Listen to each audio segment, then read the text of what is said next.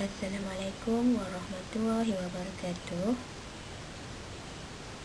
Untuk pembelajaran pada hari ini, kita masih lagi berada pada modul 3 di bawah tajuk Era Peralihan Kuasa British di negara kita bagi unit Malayan Union.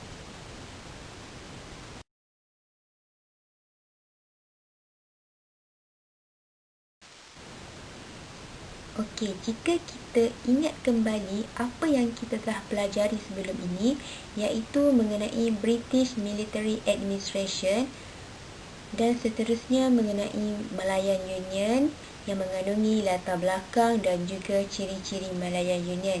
Lepas itu, kita juga telah mempelajari bagaimana William dan McMichael telah mendapatkan tanda tangan dan persetujuan daripada Raja-Raja Melayu untuk menubuhkan gagasan Malayan Union. Oleh yang demikian, pada hari ini kita akan lihat dengan lebih lanjut mengenai reaksi penduduk tempatan terhadap Malayan Union. Reaksi penduduk tempatan terhadap Malayan Union ini terbahagi kepada dua, iaitu penentangan Raja-Raja Melayu terhadap Malayan Union dan juga penentangan rakyat terhadap Malayan Union. Tetapi untuk hari ini, kita hanya akan memberi fokus terhadap penentangan Raja-Raja Melayu terhadap Malayan Union.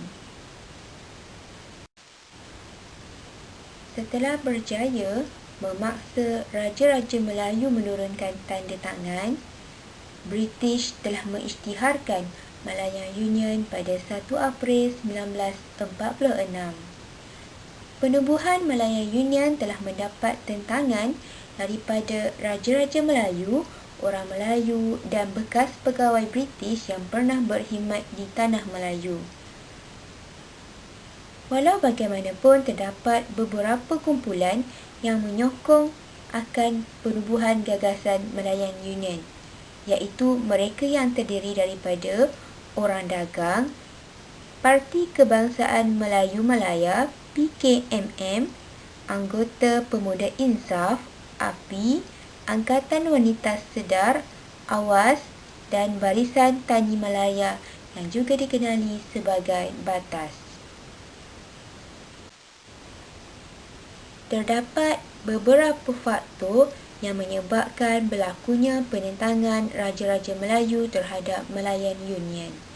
Antara faktor tersebut ialah Malayan Union telah membentuk penjajahan secara mutlak oleh kerajaan British terhadap Tanah Melayu. Malahan, Sultan juga telah kehilangan kedaulatan dan juga kuasa politik dalam mentadbir Tanah Melayu. Oleh yang demikian, Raja-Raja Melayu telah menyuarakan bantahan dan tentangan menerusi pelbagai cara.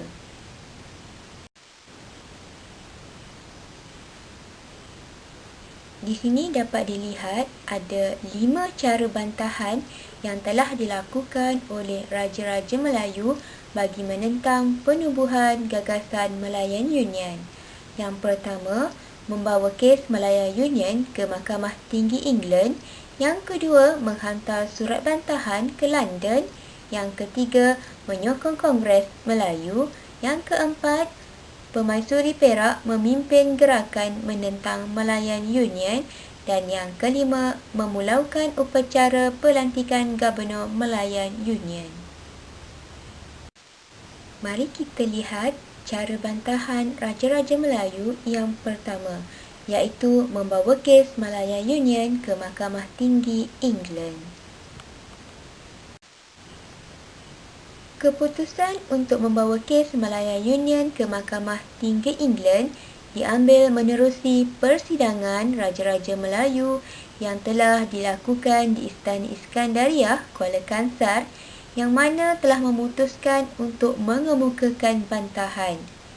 Oleh yang demikian, Sultan Perak, Sultan Kedah dan Sultan Johor akan berangkat ke England sekiranya kehadiran baginda diperlukan di mahkamah tersebut.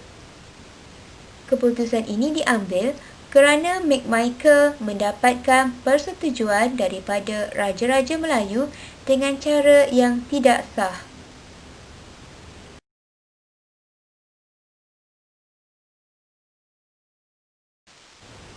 Cara bantahan Raja-Raja Melayu yang kedua ialah dengan menghantar surat bantahan ke London.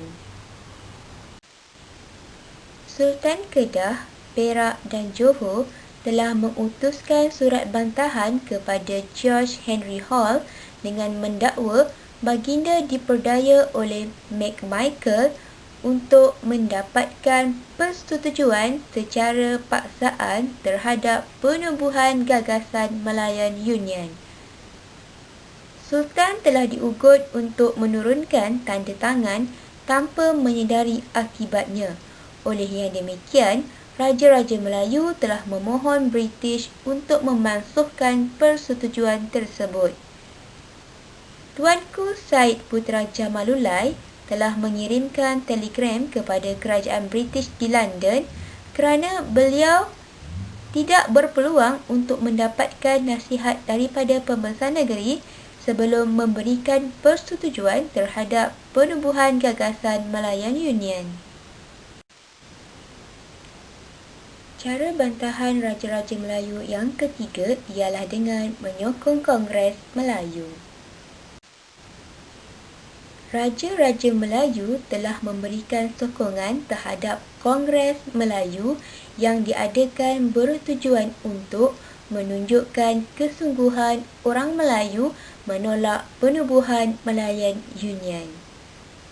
Perkara ini dapat dilihat apabila Sultan Hishamuddin Alam Shah ibni almarhum Sultan Alauddin Sulaiman Shah telah menderma sebanyak $15,000 kepada Persatuan Melayu Selangor yang telah menjadi tuan rumah Kongres Melayu yang pertama. Malahan, baginda juga telah merasmikan pembukaan kongres tersebut. Cara bantahan Raja-Raja Melayu yang keempat dapat dilihat menerusi tindakan Permaisuri Perak yang memimpin gerakan menentang Malayan Union. Perhimpunan secara besar-besaran telah diadakan di Padang Bandar di Raja Kuala Kangsar bagi menunjukkan rakyat dan raja telah bergabung untuk menentang penubuhan Malayan Union. Tuanku Permaisuri Perak iaitu Raja Perempuan Kalsum telah mengertai barisan hadapan perarakan bersama-sama wanita negeri Perak. Perarakan tersebut telah bergerak melintasi Raja-Raja Melayu, ahli Parlimen British dan pemimpin yang berada di atas pentas. Kesemua hadirin yang menyertai perhimpunan tersebut berasa amat kagum dengan keberanian yang ditonjolkan oleh Tuanku Permaisuri Perak. Cara bantahan Raja-Raja Melayu yang kelima dapat dilihat menerusi tindakan Raja-Raja Melayu yang memulaukan upacara pelantikan Gubernur Malayan Union. Tindakan ini diambil setelah Dato' Onn Jaafar mengadakan perjumpaan dengan Raja-Raja Melayu di Hotel Station. Dato' Onn Jaafar memohon agar Raja-Raja Melayu memboikot upacara pelantikan Gubernur Malayan Union. Ribuan rakyat hadir berhimpun di hadapan Hotel Station dengan laungan "Daulat Tuanku" dan "Hidup Melayu". Oleh yang demikian, Raja-Raja Melayu telah bersepakat untuk memulaukan upacara pelantikan Gubernur Malayan Union iaitu Sir Edward Gent dan baginda juga telah mengadakan sidang akhbar. Secara keseluruhannya terdapat 5 cara bantahan yang dilakukan oleh Raja-Raja Melayu bagi menentang penubuhan gagasan Malayan Union, iaitu yang pertama, dengan membawa kes Malayan Union ke Mahkamah Tinggi England. Yang kedua, menghantar surat bantahan ke London.